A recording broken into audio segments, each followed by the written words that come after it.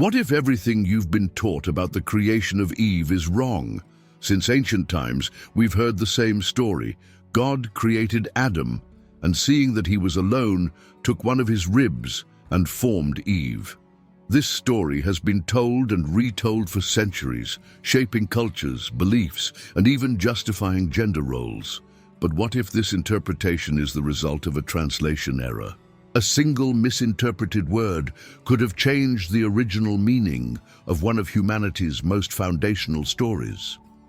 How would this impact our view of the role of women and gender relations? Today, let's look beyond the popular versions and explore the original Hebrew text to discover what Genesis 2:21-22 truly says. The truth may be very different from what we've always been taught. What's behind this mystery? Stay with me to find out. But this isn't just a matter of translation. For centuries, the interpretation of Eve's creation from Adam's rib has served as the foundation for arguing that women are inferior to men. The idea that Eve was formed from a small part of the male body reinforced narratives that supported female subordination across various cultures and religious traditions. If Eve was made from a fragment of Adam, then, by extension, she would be merely a derivative of man, not his equal. But what if this premise is wrong? The word translated as rib in Genesis 2:21-22 comes from the Hebrew selah. However, when we examine the rest of the Old Testament, we find something surprising. This word is never used to refer to a human rib. Instead, in every other biblical context, selah means side or lateral part of something like a building or a larger structure. This suggests that rather than God taking a mere bone from Adam, he could have divided his side, creating Eve from a much more significant part than just a rib. One of the clearest examples of this is in the book of Exodus. In Exodus 25:12, when describing the Ark of the Covenant, the Hebrew text uses selah to indicate the sides of the Ark, not its smaller parts. Another example appears in 1 Kings 6:5, where the word selah is used to describe the lateral chambers of Solomon's temple. In neither of these cases was the word translated as rib, but rather as side. This leads us to ask, why was the translation different in Genesis 2:21-22? If we accept that Eve was created from the side of Adam and not from his rib, the meaning changes completely. Rather than being a secondary being derived from man, she would be his full counterpart, a perfect reflection of the original equality intended by God. This detail may seem small, but its implications have shaped centuries of thought about gender and power. And perhaps it's time to reclaim the true meaning of this story. If you're enjoying this content, don't forget to hit like and subscribe to the channel. Now, let's get back to the video. If we look at other biblical texts, the inconsistency in translating selah becomes even more evident. In 1 Kings 6, for example, the term is used to describe the lateral chambers of Solomon's temple, structures that were situated beside the main building. This reference reinforces the meaning of selah as side, not as a small fragment such as a rib. The same pattern appears in several Old Testament passages, always indicating a lateral part of something larger, never a bone from the human body. If selah really meant rib, there would be a specific word for it, and the Bible shows us exactly what that would be. In Daniel 7:5, the term wing is used to refer to ribs in the context of a prophetic vision, where a bear is described as holding 3 ribs in its mouth. This makes it clear that biblical writers had a term for rib, and if they wanted to say that Eve was made from Adam's rib, they would have used wing, not selah. If we accept that selah means side and not rib, Eve's creation takes on a completely different meaning.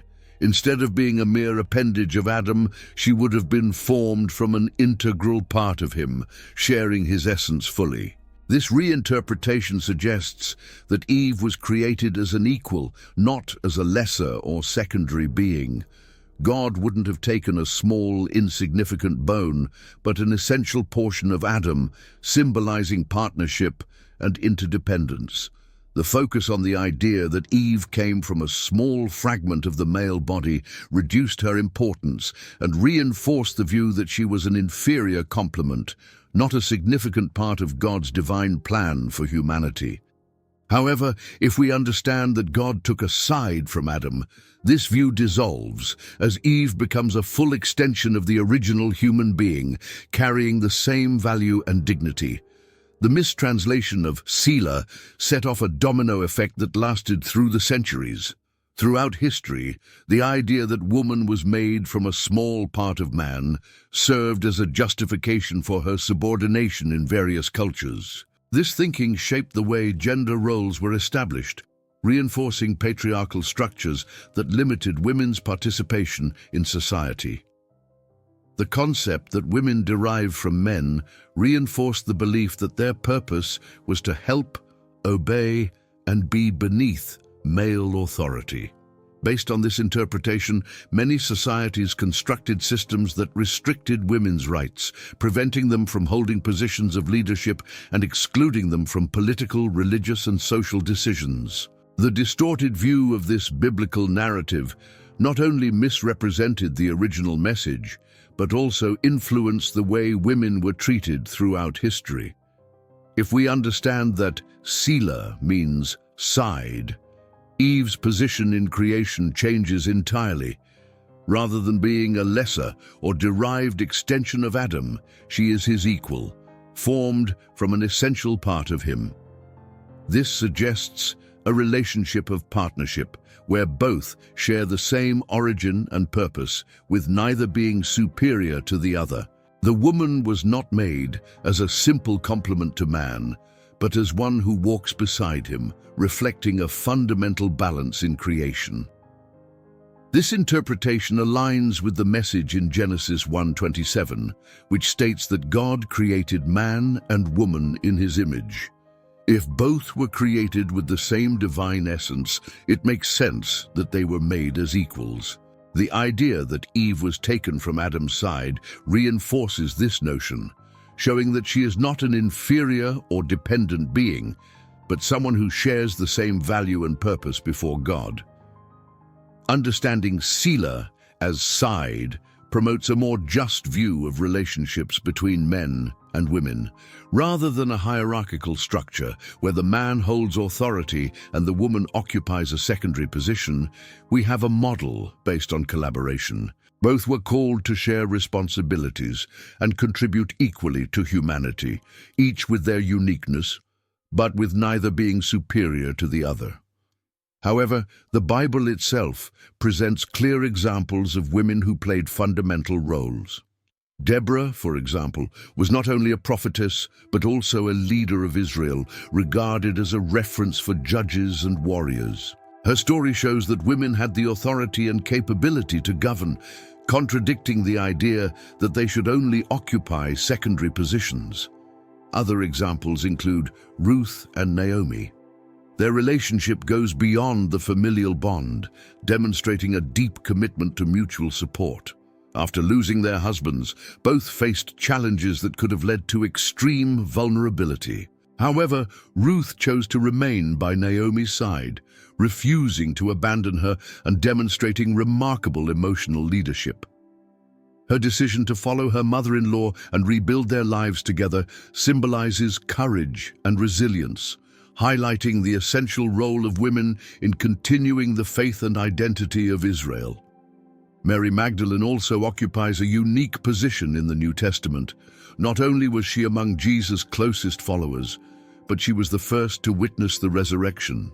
In the most decisive moment in Christian faith, it was a woman whom Christ chose to reveal his victory over death.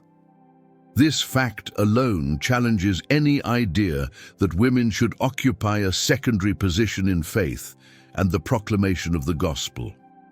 Another powerful example lies in the early church, where Priscilla and her husband Aquila were recognized as Paul's collaborators. Priscilla's mention alongside Paul and her role as a teacher indicate that women played essential roles in spreading the Christian message.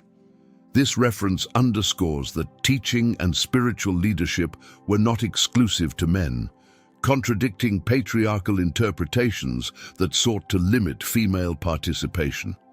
Therefore, the Bible not only acknowledges the value of women, but presents them as spiritual and social leaders. The attempt to diminish their importance throughout history doesn't come from the sacred text, but from distorted readings that ignored the significance of these figures.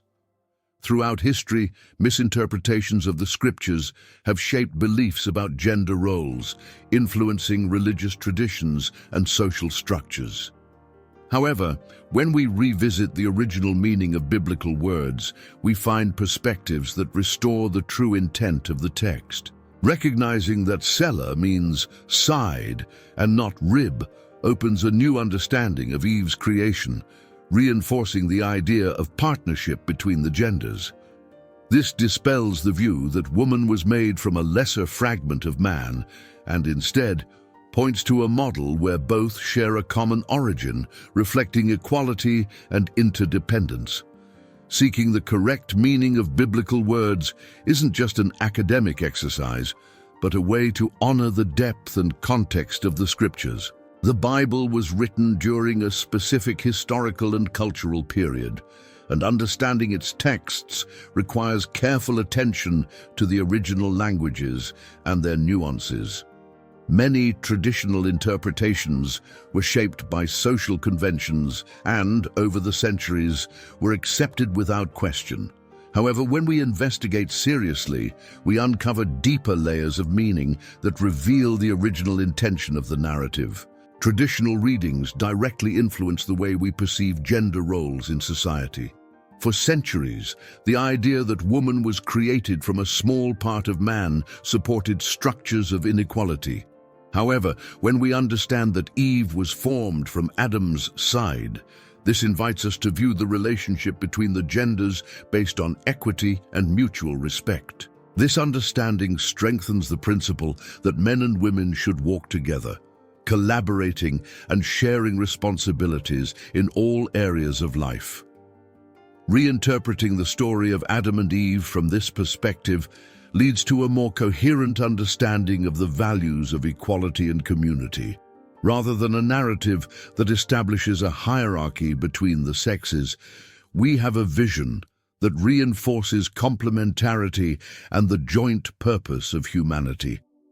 The creation of woman wasn't an act of subordination, but a gesture that completed God's work by forming two beings in balance and harmony. Biblical texts can and should serve as the foundation for building a more just society where men and women are equally valued. When we approach the scriptures with responsibility and depth, we see that their message doesn't sustain the domination of one gender over the other, but points to a balanced and worthy partnership. The true essence of creation isn't subordination, but cooperation, where both share the same essence and purpose in building a better world. The interpretation of Selah as side transforms the story of Adam and Eve into a reflection of equality and respect. Rather than reinforcing hierarchies, it highlights the partnership between the genders. Rediscovering this meaning corrects distortions and allows for a new understanding of the scriptures and society, moving away from ideas of female subordination. Biblical texts offer a foundation for promoting equity, challenging patriarchal readings that imposed inequality. This journey reaffirms that men and women, created in God's image, were called to unity. If you enjoyed this content and want to continue exploring hidden mysteries and stories from the Bible, don't forget to hit like and subscribe to the channel. This helps us bring more videos like this and reach more people interested in the Bible. Turn on notifications so you don't miss the next content, and share this video with friends who might enjoy it. See you next time.